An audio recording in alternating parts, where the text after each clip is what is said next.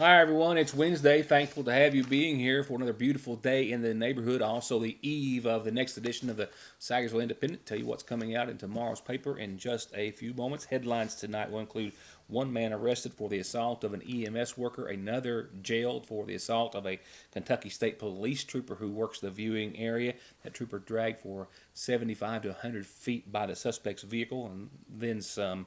We'll also talk about two Iowa men arrested in Sagersville and how one man had some significant drugs taped to his body, found later. Not one, but two more bear stories for you tonight.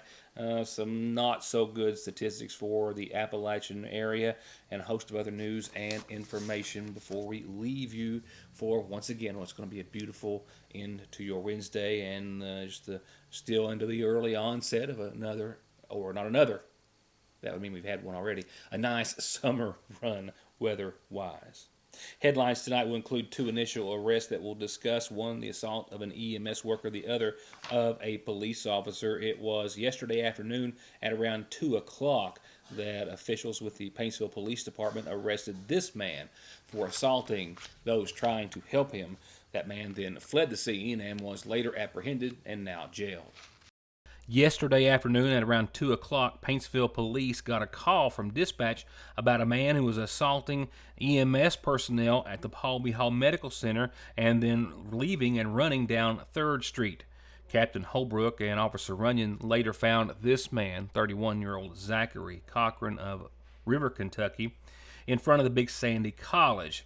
And he actually tried running from the police when they tried to make contact with him. And once they caught him, he still continued to try to get away and fight with them while in handcuffs. He was then taken back to the Paul B. Hall Medical Center and medically cleared, and then taken to the Big Sandy Regional Jail and charged with 3 counts of assault in the 3rd degree of an EMS or fire or rescue personnel, disorderly conduct in the 1st degree, menacing, and resisting arrest. In the next case, a Johnson County man is jailed for assaulting a Kentucky State Police trooper who that man dragged with his car for 75 feet. There was also a subsequent altercation, the man facing serious felony charges after being medically cleared. Trooper Dustin Thompson of Post 9 says that he and Trooper Hale were out on patrol yesterday evening, actually last night at around 11:15, near the intersection of Punchin and Kentucky 1559 in Johnson County, when they'd done a traffic stop on a black Tahoe and were talking to the people inside that vehicle when another vehicle, a black Nissan car, came up from the rear. It's at that time that he says he went back to talk to the people in that black car just to inform them that the road was going to be closed for a few more moments and they would be able to get through shortly thereafter. But he saw that the driver wasn't wearing a seatbelt and then saw that he knew that driver and knew that he had active arrest warrants in his name. He says he told the driver, this man, 39-year-old Philip Bergen of West Fanleer, to put the vehicle in park and get out of it. And while Bergen said that was what he was going to do, it's not what he did. The officer noticed him start to look back into his rearview mirror and then put the vehicle in reverse, at which time the officer literally jumped through the driver's side window waist deep and grabbed Bergen with one hand and tried to turn the car off with the other. But Bergen sped off in reverse, spinning the tires as he went backwards at a high rate of speed with the officer dangling out the window from the waist down. Thompson says that Bergen literally drug him some 75 feet or so, just like that, until they hit a ditch or hillside, wedging or pinning the officer between the hillside and the vehicle, knocking Thompson out of the vehicle, after which Bergen sped off again backwards, traveling another 100 feet or so until he went over a small embankment. The officer got on his feet, made his way to the vehicle, had to pull his weapon on Bergen, giving him commands to stop, but Bergen jumped out the passenger side window and started to run. That arrest taking place Monday night around 10:45.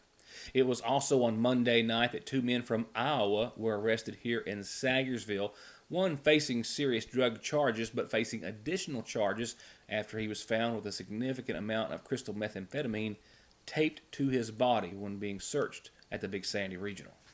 Sagersville police officer Mike Nichols says that he was monitoring the parkway very early on Monday morning and he witnessed a vehicle weaving. He got behind the vehicle, followed it for a mile or two just to make sure what was going on, and the driver continued to go from line to line, crossing the double yellow line on a couple of occasions. That man behind the wheel was 31-year-old Matthew Fowler of Bradgate, Iowa, who, after being pulled over, said he was on his way to a wake in honor of his brother. But the passenger appeared nervous to Nichols, and as such, Nichols asked for and was granted consent to search the vehicle. Inside, he found a meth pipe with residue on it, a bong made out of a pop can or bottle, and a significant or large amount of cash, about $1,700. So Fowler was taken to the Big Sandy jail on reckless driving and DUI, while his passenger was facing charges originally of possession of methamphetamine, trafficking in methamphetamine, public intoxication, and possession of drug paraphernalia. But it's when he got at the Big Sandy Regional Detention Center that promoting contraband and possibly other charges were added. I'm told that during a strip search, 49-year-old Bobby Hernandez, a large man, if you will, of Renwick, Iowa, had almost 12 grams of crystal methamphetamine taped under his stomach, which was discovered during a strip search, and is now facing additional charges in Johnson County, both of which are still lodged there at this time. Still more headlines to come, including not one but two bear stories for you, coming after these words.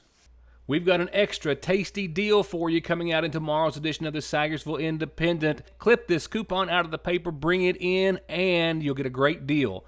Buy one of our incredible, fabulous fish dinners and get a second one half off. It's just that simple, just that tasty. The coupon's good for a buy one, get one half off on our fabulous fish dinners that come with coleslaw, hush puppies, and potato wedges. Only for a week and only at your Sagersville Lee's Famous Recipe.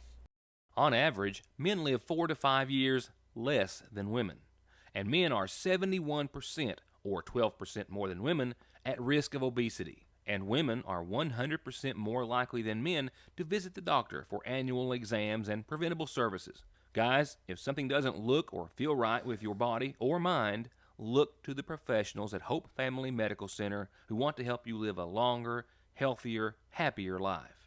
From mental and physical health to your diet, prescriptions, physical activity, and more, Hope can help with all of it. That's Hope Family Medical Center in Sagersville. At Sagersville National Bank, they know your house is much more than your home. It's an investment, and for many of us, the biggest we'll ever make. And whether it's for needed repairs and maintenance, or a new addition or renovation to give you some more room and more equity, let Sagersville National Bank deal with all the financial work and worry. Real and real competitive, hometown, homegrown, home improvement loans at Sagersville National. I'm Bill Tinker. I've spent the past 19 years defending insurance companies in car crashes, truck crashes, and slip and falls. Are you involved in a case like that? Is the insurance company giving you the runaround about your medical bills, your benefits, or your lost wages?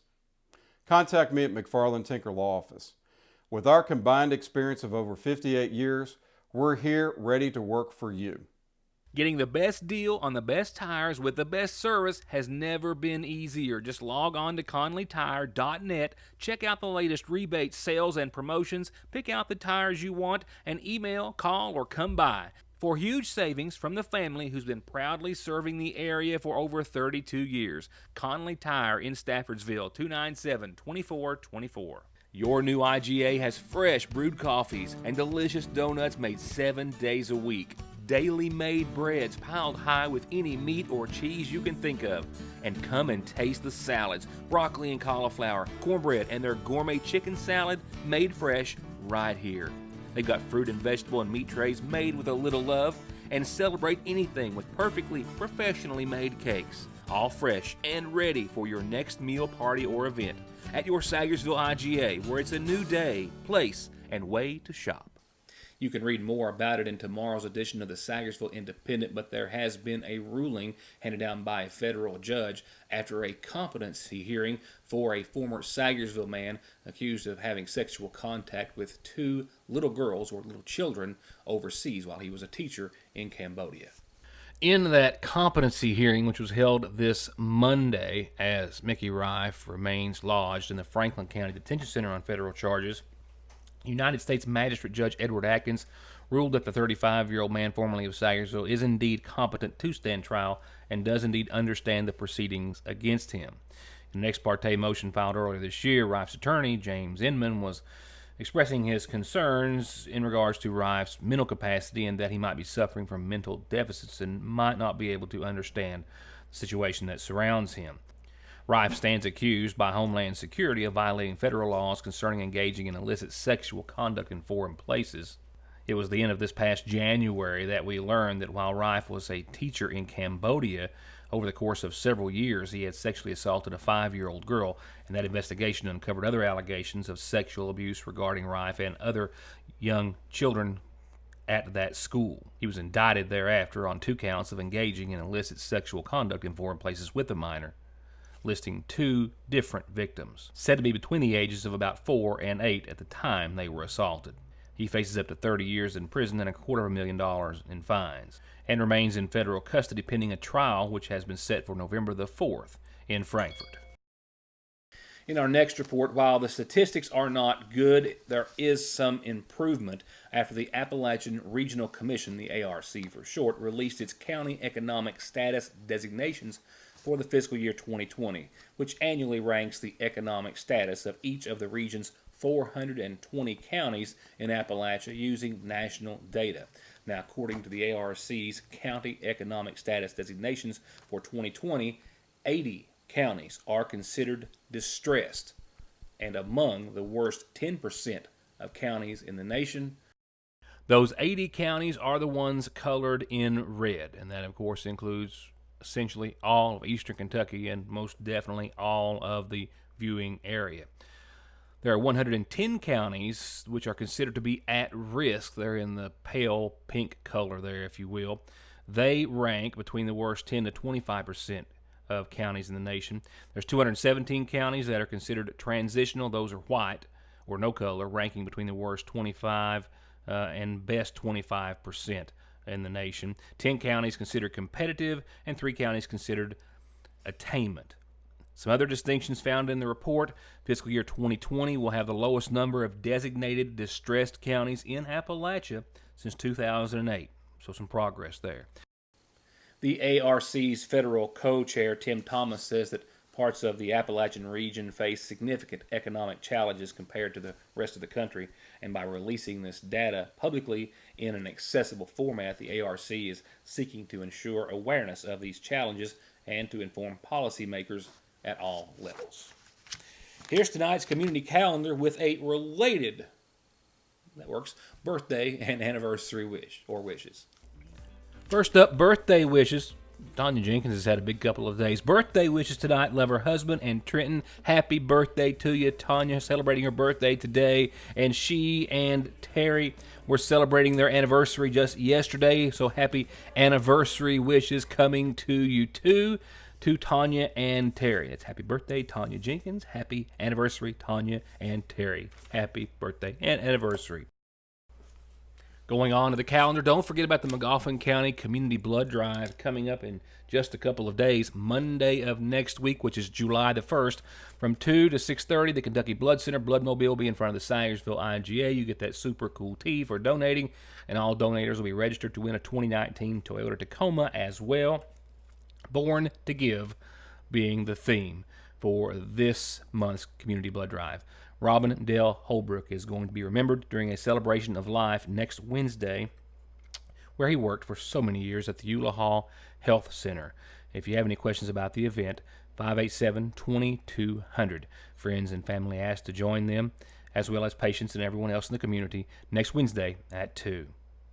And don't forget, the day before the Sayersville fireworks celebration and parade, there's a little parade that Friday, 1 week from this Friday, at the city park across from City Hall for kids 3 to 12. Decorate your bicycles and tricycles in 4th of July style from 5:30 to 7:30. They're going to have a little parade, and everyone who participates gets to be in the big parade the next day. Don't forget the Sayersville Masonic Lodge Summer Special Needs Blowout is this Saturday, the 29th, noon to 4 at North Magoffin Elementary. And don't forget our community calendar when you have something, including birthdays and anniversaries, you need everyone to know about. Just like that, we've jumped into the spring allergy season with all the buds and blooms, tree and grass pollen, mold, and all the nasal congestion, sneezing, itchy nose and eyes and throat that they cause. Don't get caught off guard. Protect yourself daily with a quick trip to Parkway Pharmacy for over-the-counter and prescription relief. And you can always log into parkwaypharmacy.com to have your prescriptions ready when you get there. at Parkway Pharmacy in Sagersville.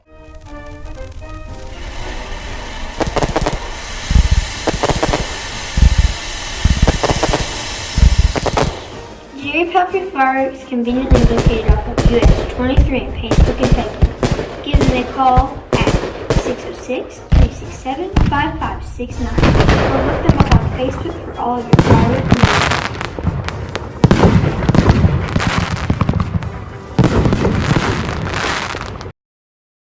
Of course, you can always get guaranteed great deals this time of year on mowers and weed eaters and blowers, but right now at Parkway Gun and Pawn, they've also got an incredible selection of hand and power tools, guitars, and musical instruments just in, new and used, long and handguns, and ammunition and more, with no pawn limits and cash today on anything you want to sell or pawn. Parkway Gun and Pawn.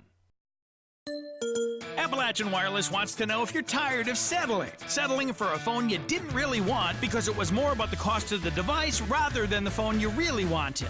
Well, Appalachian Wireless has the solution, and it's called the Appalachian Advantage. With Advantage, every phone model is back on the table because you only have to pay the taxes on the device you really want. Many of our hottest smartphones are less than $50 up front, then a few extra dollars on your monthly bill.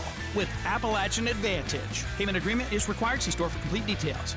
If you haven't stopped by the seasonal shop lately, you're missing out. They've got new arrivals weekly and great deals every day, and the entire store has a fresh new look. Summer's here and the seasonal shop is ready for fun, sun, and the cutest clothes. They've got outfits for any special occasion you might have on your calendar or casual outfits for any day of the week.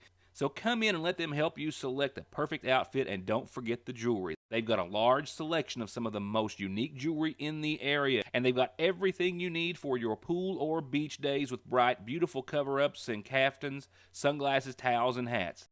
And new patchwork Kentucky hats with a heart over Sagersville are the perfect way to keep the sun off your face. At Fraser's Prater Drugs Seasonal Shop. From brakes, exhaust, suspension, fluid changes, to expert collision and auto body, to turning your 4x4 or diesel from mild to wild, get real auto maintenance, paint, and repair at Black Smoke Performance in Dixie of Sagersville. 349-8785. I've got a couple of other things which were meant for tonight's community calendar and didn't make it, so I'll insert them here. A quick reminder that commodity boxes will be distributed tomorrow at the Magoffin County Senior Citizen Center. And there's still plenty of time. You can go show up the time of tomorrow if you could help volunteer and put those boxes together and get them out to our seniors. She didn't list the time, but I'm pretty sure it's always 12:30 when that starts, and that is tomorrow at the Magoffin County Senior Citizen Center. If you've got kids out for the summer break and you would like to go with them or take them, it's of course obviously a safe environment and a very worthwhile cause. They could do well to spend a little time helping our Senior Citizen Center. And coming up this weekend, just found out from my friends over at the Animal Alliance of Eastern Kentucky, they've got their Canines, Felines, and Sweet Fixins event this Saturday from 6 to 9 over at the Paintsville Country Club. They're going to have music, desserts, a silent auction, and some great company and a great cause. Tickets are on sale soon as well for their next Wolfstock 2019. That's later in August at the Mountain Arts Center. But Canines, Felines, and Sweet Fixins, just a room full of desserts, a wonderful cause at the Paintsville Country Club. Great venue as well, and atmosphere this Saturday, 6 to 9, all in support of the Animal Alliance of Eastern Kentucky, of course, which helps greatly pay for spay and neutering. It's a campaign they do for low-cost spay and neuter opportunities here in Magoffin and Johnson counties. With that said, I promised it a few moments ago, and here it is, not one but a couple of bear stories for you right now. We've already had one good one this week that came from a viewer. Tonight, I've got a couple of other ones. The second one did not end, it didn't have a sweet ending for either the bear or the motorist, but it allowed me to get up close and personal with the bear afterwards. But first of all, and much more impressively, Teresa Williams of Half Mountain was busy babysitting her grandkids today, ages 3, 5, and 6, so we couldn't do an interview. But she did give me all the following details about an encounter she had when she fortunately wasn't babysitting her small grandchildren yesterday outside, and literally on the porch of her home. Check this out. But yesterday, Teresa tells me that she was alone when she heard a thump on the porch, which she thought was just her cat playing with something that maybe the cat had caught. No. She looked out the window and was stunned to see a bear, by that time standing on the porch. I'll get to that pic in just a second. She said she grabbed her cell phone, tried to get some better pics through the kitchen window, but she must have made some noise or the bear saw her and jumped off the porch and left. At that time, she opened the front door and he was standing out in the yard at the corner of the porch, and she was able to get a picture and then move back toward the door because he started climbing the porch railing. Wow. Needless to say, she quickly went back in the house, but managed to get a pic of him standing on the porch railing before he jumped back down and ran around the back of the house. Teresa, understandably, was shaking the whole time from excitement and from fear, obviously. She says she loves wild animals, but also understands the danger. This was actually, she says, though, her second close encounter with a bear. It's been several years ago, but sometime around 2001, she was on the porch one night and heard something, looked down and saw what she thought was a big dog eating leftover dog food. But when she turned the porch light on, it was a large bear, and he was standing right beside the porch. And they didn't have rails around the porch at that time, so it was very close. The bear moved around the porch, stopped at the steps, looked at her, and then just continued on around the house. And now she's got those 3 young grandsons who will not be playing outside alone anytime soon or anytime ever. But through all that, she managed to get these pics and did an outstanding job, and we wish to thank her for allowing us to share them with you. Now here's my bear story for this evening. The pictures from the scene weren't necessarily ones that we wanted to show, but there was a car versus bear incident last night on the parkway down near Johnson Fork. A motorist, I don't know where from, struck a big male black bear, an estimated 175 to 200 pounds, on the mountain parkway. Surprisingly, very minor damage done to the vehicle, according to Brian Tipton from the Sheriff's Department, who I talked to. But the bear was killed, and you can see here how big its paw measures and looks. I can tell you that's as close up as I've been to a bear, dead or alive, obviously, and the only way I'm ever going to get that close to one again. But he was definitely a healthy, big male bear. Like I said, 175 pounds minimum, with some very big paws and claws and teeth. And last but not least, your Licking Valley RACC outlook. It's, if you can get a forecast 7 days of which down to about 70 words, it's perfect because it doesn't take long to say sunny, clear, temperature. This one's not much longer than that, which means we've got a really nice forecast in store. Still on the summer side of life, too. Still shaping up pretty warm and sunny and nice. Some areas of fog later on tonight, but otherwise mostly clear skies and a low right at the 60-degree mark for the end of your Wednesday. Tomorrow is Thursday, obviously, and it's also another day full of sunshine and heat. 88 degrees after some fog in the morning, 62 tomorrow night. Partly cloudy skies will wrap up your Thursday forecast as we'll climb another degree or two maybe, flirting with 90 on Friday, and 66 for nighttime lows under nothing but mostly sunny and then partly cloudy skies that evening. And Friday, of course, will roll into Saturday, where we're still holding on to the upper 80s, and just like we've been talking about for days, a slight chance of showers. 20% Saturday, a 30% Sunday, not a washout. Still more sunshine than showers, mid to upper 80s, both halves of your weekend. And that trend rolls on. No shower chances Monday and 86, but shower chances come back with the upper 80s Tuesday and Wednesday at 88, mostly sunny, and a 20 and 40% chance of showers, respectively. Still a summer forecast. Now, before I say goodnight this Wednesday, let me say this, just a very few of the things that you'll be able to find and turn through in tomorrow's edition of the Sagersville Independent. More on former Sagersville man Ricky Rife and, of course, his competency hearing and that case as it continues against him for sexually assaulting his authorities, small children in Cambodia. Mark Rice, principal of South Magoffin Elementary, of course, has retired, as I've referred to, and my editor, Heather Oney, has been sitting with him this week, and we have a wonderful story on his service to the Magoffin County School District and the county over the course of several years. Also, the Special Needs Party is this weekend. One last word of encouragement and reminder to go.